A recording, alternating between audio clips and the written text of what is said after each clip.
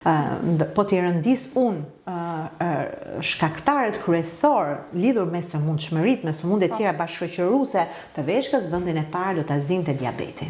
Të gjithë diabeti ndikon në shfaqjen e dëmtimeve në endotelin e të gjakut të veshkës dhe patjetër fillon gradualisht pas disa viteve dhe nëse ekuilibri i sheqerit nuk mbahet ashtu siç duhet për një periudhë kohe të caktuar, fillon shfaqet nefropatia diabetike dhe është fillimi i një kronicizimi dhe një sëmundje kronike e cila përparon në vitet e ardhshme të jetës së qytetarit. Vendin e dytë e zë hipertensioni dhe sëmundjet kardiovaskulare.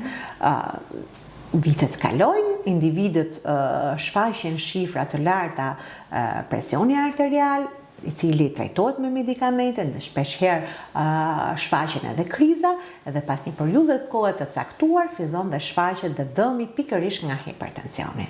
Në këto raste dhe në disa raste veshka është edhe shkaktare e hipertensionit, por nga ana tjetër dhe dëmtohet nga hipertensioni. Pra është lidhje e ndërsjellët. Në këto kushte, pra veshka mos t'ju përmend edhe 1001 sëmundje të tjera të organizmit, të cilat e impaktojnë gjitha veshkën.